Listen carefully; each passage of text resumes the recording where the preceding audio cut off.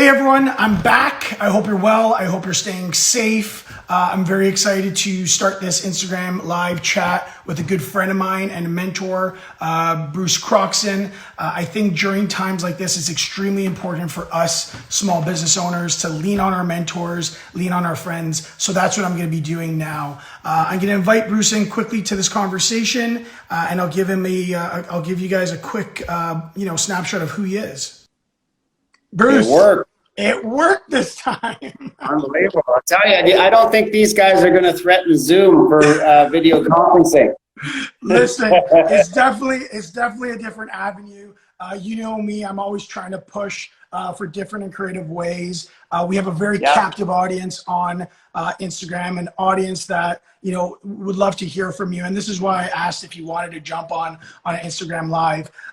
Like I said in the first attempt, these are crazy times, but during crazy times, this is when real entrepreneurs come to the field and come to the court, right?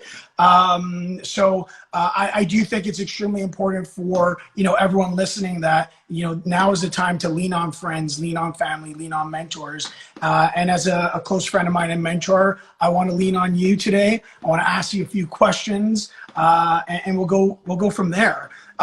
For everyone tuning in, I do want to give a little snapshot about Bruce. He did create Lava Life in the first online dating site in 1987. He sold that in 2004 for 176 million. He's a former dragon on Dragon's Den. He's a co-host of the Disruptors on BNN Bloomberg, which I watch religiously and love it. And he's the co-founder of Round 13 Capital. So they fund growth stage digital companies in Canada. So I feel you're going to be very active in the next 12 to 18 months, and if not, immediately as well. So let's get right to it. Over the last couple weeks, I've been getting questions from our audience in the business community. So I put those in a nice little list. And I think the first question that I got the most, which kind of illustrates or shows the kind of business community we are in Canada. Everyone simply wants to ask me, how are you? And how are you doing? And how's your family? And it's a great, simple, and beautiful question. And so you're asking me? Yeah, the audience. Yeah, well, I'll tell you what, it's been an adjustment, just like it has for everybody, I'm sure. I mean, from a business perspective, it's been one of the most intense periods of my career. We've got, 17, 18 investments, all with one thing in common, that no business knows exactly when we're going to come out of this and what the future holds and how long this period is going to last. And beyond that, they've all got individual challenges that, we had to sort of be heads down to help them fix. So, personally, for me, it's been a very busy period. My family's fine though. Staying put. Everybody's healthy, and it definitely is also a time to reflect on the blessings you have. As busy as we are, keeping everybody safe has got to be the first objective, I think, in all our decision making. No, I agree. And I've been pushing this theme as well, that a lot of people, right now it's really important because, there's a lot of stress under one roof and nowadays. So I think, the priority for most people should be not to tarnish those relationships and show kindness and love and respect during these times. So thank you for that. I think patience is the order of the day, Yeah, absolutely. Okay, so first question out the gate here is, what do you see is the most common reaction that most small business owners are falling victim to right now? Well, I think the first reaction was one of shock. I mean, this came upon us pretty quickly, I would say, and I think there was a growing realization as we got into the pandemic that it was going to be a little bit more serious than a heightened flu. Yeah. So I think there was some shock as to what the implications could be, and I think it dawned on businesses, relatively slowly. I mean, if you think 4 or 5 weeks is a relatively slow period, it is a short period of time, but it was interesting to watch. It was like a wave coming at us And then the realization as people had to start laying people off and, you know, really contemplate a different way of doing things. So I think the first reaction was surprise, shock. But I gotta say, you know, and I guess it's no surprise because, you know, a lot of small business owners are entrepreneurs, and a lot of the companies in our portfolio, obviously, they're all entrepreneurs. So I shouldn't be so surprised when I say this, but my pleasant surprise, I guess, was just how resilient the people have been. You know, the small business owners have been, and it's been. Look, it's, you know, let's lick our wounds for the first week, but now there's you know, very quickly after that, there's decisions that needed to be made, and there needed to be, as you know, realistic but yet optimistic view as we can summon. And people are doing what they need to do, and they're doing it with empathy. They're looking after each other. I think the government's doing their best, and they're well intentioned. So there's this like collaboration of people coming together to get us through. But it's definitely being led by the people that have created the businesses in the first place. And it's that same spirit that got them off the ground Sure. To do it on their own that I think is going to save the day and see us come through the other side. No, I definitely agree with you. I think, you know, that the resilience piece, you know, has been a dying trait. And I think this is kind of reigniting it for not so much entrepreneurs, but a lot of business owners, right? Where they can't think small, they can't scale back, they need to be creative and keep pushing forward. So that's great. So, you know, on the flip side of that, what do you think small business owners should be really worried about right now? Well, I think, you know, again, the thing that every small business owner has in common is that we really don't know when business will be returned to whatever version of normal you're imagining your business is, right? So we're all in the same boat. But I think the temptation to believe that once we get back outside and are allowed to get together, the temptation to believe that that is going to result in an immediate return to the way that the business performed before.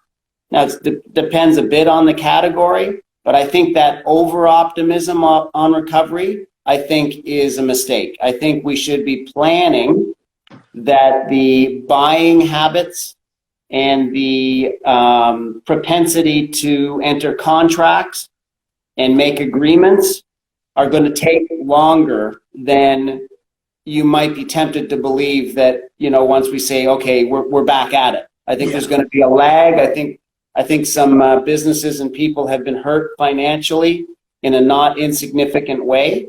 And, you know, all the things that you think about in a recession in terms of people's buying decisions and how hard or easy it is going to be to get corporations and customers to part with their money. I think you should plan on that being a little tougher than our natural optimism as entrepreneurs might tell us. You know, we may be tempted to think that it's going to come booming back because we've seen what the stock market did, for example. Sure. I don't believe for us small business people that is going to be the same magnitude of recovery.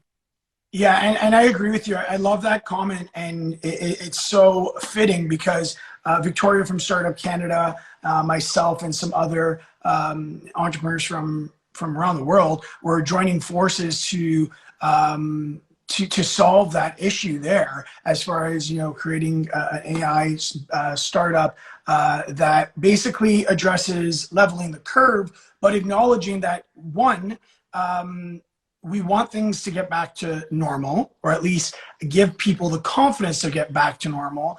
And we know that even when this lockdown's lifted, that's not going to happen. So what can we do now, and what can we do for the next 18 months to ensure that people have that confidence to get back to normal, whether it's, you know, the private sector, public sector, or whatnot. So I definitely agree with the fact that even when this lockdown is lifted, we're not going to be bouncing back to normal right away. Yeah. Thanks. Yeah, and I think that, you know, how that translates into what you should be doing as a small business is not overspending, looking for every way you can to conserve cash. Because I'd rather be coming at it from a position of being a month or two behind and missing a few opportunities coming out the end. The primary objective now for all of us is to live to fight another day. Survival. If you had a good business going, there's not a ton of reason why it shouldn't be a good business coming out the other end. We just don't know what the other end is. So we just need to live to fight another day. I agree with that. And whatever it takes. Exactly. It's survival mode at this point. And it's also, I think, this acknowledgement. And I believe I went to Dreamforce a year and a half ago, and I heard the CEO at Uber say this, and I love it. And you could apply it to this situation as well. We really can't control the timeline of this, but we can control the outcome. And if you think like that as a small business owner and entrepreneur, you'll make different decisions, right? So yeah, and I think the one other thing I'd add is, I've been through more than one period of profound change, and it's usually to do with an economic crisis. And there's always bold predictions on how people's lives are going to change. Yeah. Based on how we're living right now. It'd be so tempting, like you've probably heard, to think that people are going to continue to work from home, because it's been productive for them, or they've saved on the travel time. I just think every time I've thought there's going to be massive change as a result of some hardship we're going through, it has always fallen short of the change that people have predicted, right? We're social creatures. In the example that I gave, we're social creatures. People are not going to stay working in their 700-foot condo in downtown to Toronto, not seeing other people as they crank through. It's just not going to happen. No. I may take a few fewer flights, because I'm getting comfortable, but by and large, the degree of change never lives up to the hype that you hear at the height of the turmoil, right? Yeah. So that's another thing I'd keep in mind. No, appreciate that. Now, I guess this ties into my next question here. What should small business owners be optimistic about right now? Where can they find that, optimism? Well, I think, it goes back to what I said. If you had something that was working before, there's not a whole pile of reason why it wouldn't continue to work coming out of this, right? Sure. So I think it's just, all it is a question of time. Yeah. So if you're doing the right thing before and you had the right people around you, and, I'm sure I heard you at the top, your message was, listen, we have to be talking with each other through this time. We have to be over communicating. We have to reach out to see what other people are going through. And I think everybody is in that mindset. So I think if we're continuing to do the right thing, talking to the right people, making sure that our partners are okay, and you had something that was working before, there's absolutely no reason why it shouldn't work coming out the other end. So that's what I would be optimistic about. And, I think there's a collective will to get back at things as quickly as possible while keeping us safe. And that will and optimism is a really hard thing to keep down. And that's a very important, theme there, just the importance of relationships and people. Now, a tougher question that I really want to drill down on here, Bruce, because I'm seeing it. Right now, this pandemic is basically getting rid of not industries, but spaces, I guess, as far as where businesses, interact and all their activities are. Business is essentially divided into two right now: non-essential and essential, right? So essential, easier conversation.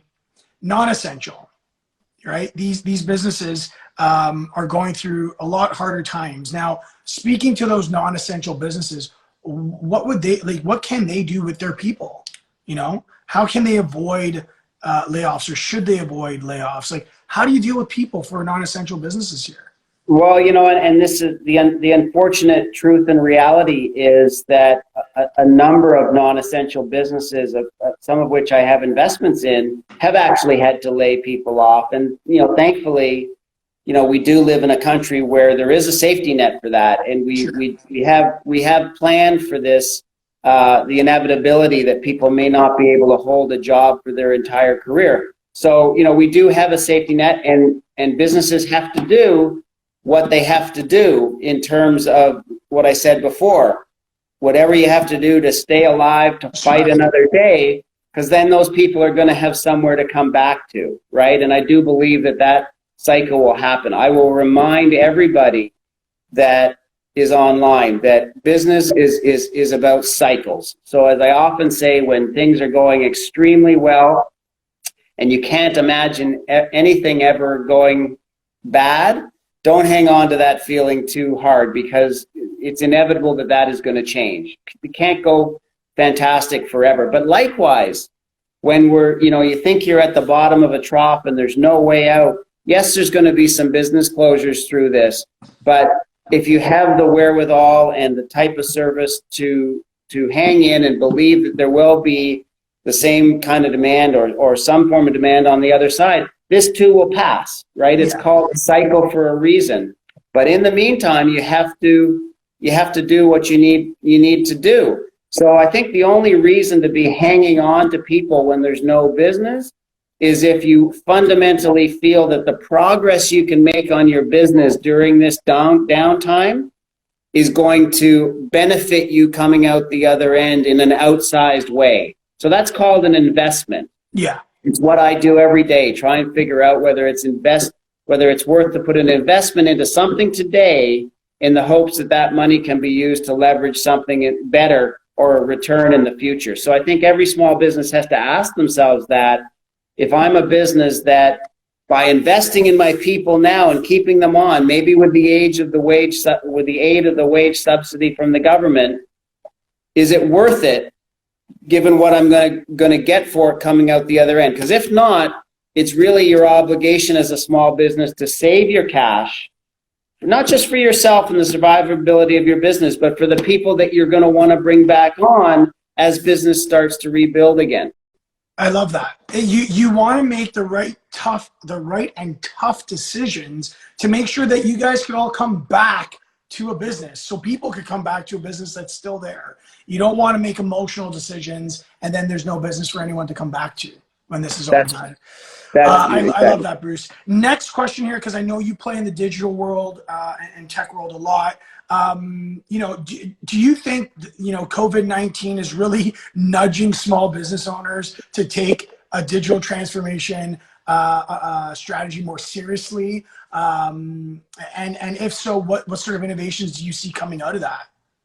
Yeah, well, I mean, it obviously depends on the business, right? But if you're a brick and mortar retailer and you weren't convinced that a good chunk of your audience was heading to online, it would have been tough to ignore. But I mean, I guess there's some areas where, e-commerce hasn't cut into their business. I mean, as of now, there's absolutely no doubt, right? If you didn't know as a consumer who Amazon was or what the Prime membership is, you sure do now, right? And so, there's people that are ordering online that have never ordered online, and they're now comfortable, right? So another example I'll give you is, our big six banking institutions have come under tremendous pressure as they get flooded with requests and information and processing.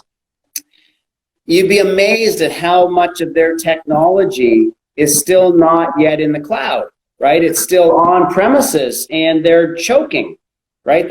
Part of the reason that small business is going to have a delay in the well-intentioned government programs is that we don't have efficient distribution. So if there was any, mystery as to why we shouldn't, from the smallest business to the largest institution, be keeping servers under our desk still, right?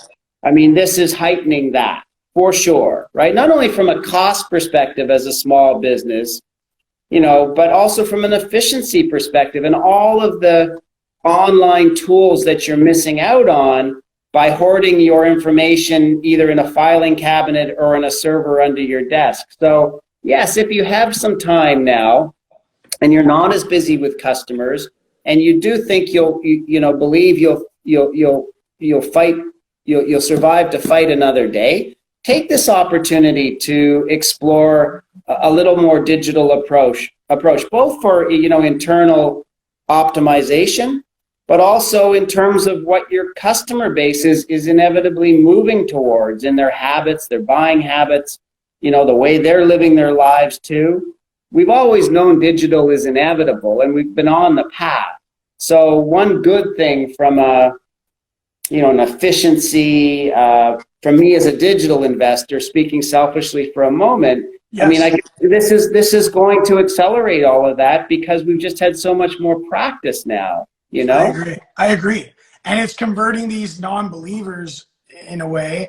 And I think, I've said this before, I'll say it again. You can't bet against technology, and you can't bet against the future. We're going that way. We're not going backwards. So very wise words. And thank you for that. Last question here. It's kind of broad, but just answer it the way you want to answer it. How does this end for small businesses?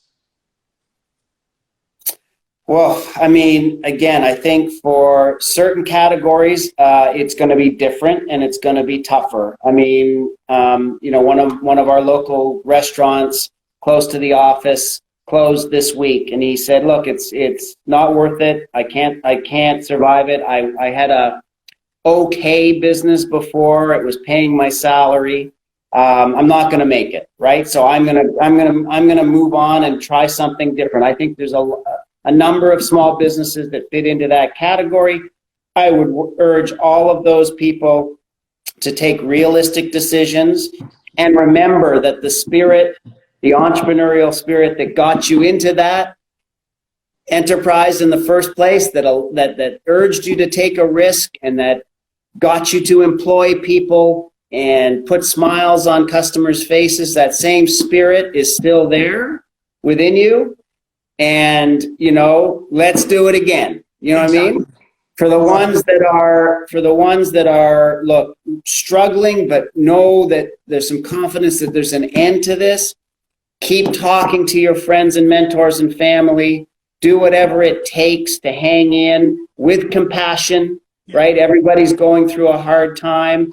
And just think about, what is it that you could be doing during this time to make sure that you're better prepared for when the doors open again? And they will open again, right? We know they're going to open again. That the change is not going to be as profound as the doomsdayers say. There is going to be change, but it's not going to be as profound as the doomsdayers say. So hang in there, button down, keep grinding, and think about what you can be doing to make a better experience coming out the other end. And I think it's, I got hats off to you. It's gatherings like this where we can sort of share ideas, like we're all in it together. Everybody's going through stuff. You're not alone. Keep talking. Don't isolate yourself. And, one of the big benefits of the digital transformation, which has been going on for many years, is that there's no secrets out there, right? It's full of people that are anxious to share what they know, and questions can get answered. And, there's more information available than ever before. So there's really no excuse for being in the dark or not knowing or, not having the data on what other people are going through. And all of that being used in the right way, we're going to be okay. Love it, Bruce. I don't think we could end it off better than that. That was unbelievable. And I agree with you, 100%. Now is the time where we lean on each other. Actually, all the time we should be leaning on each other. We're stronger together, and that's the bottom line. So I do want to thank you for doing this, Bruce. I want to thank everyone for listening in. And I'll end it with this. Like I said at the beginning, this is temporary. This will end. So think long-term and treat everyone around you with kindness, respect, and love. Bruce, thanks again. Really appreciate it. I hope you stay well. I hope you stay safe. Everyone, I hope you stay well. I hope you stay safe. And most importantly, everyone, try to stay at home. Yeah. Thanks, Bruce. I really appreciate it. Good on you. Thanks for putting this together. And Makes also, sense. everyone, I just want to let you know, I received, 20 plus additional questions from our DM. My colleague James there is sending me all these extra questions that our audience has. We're going to try and put them in lists. We'll maybe email them to Bruce. If he can answer them, we'll share it with our audience afterwards. But other than that, have a good day, everyone. And thanks again for listening in. All right, guys. Bye, Thanks. Bruce. Bye.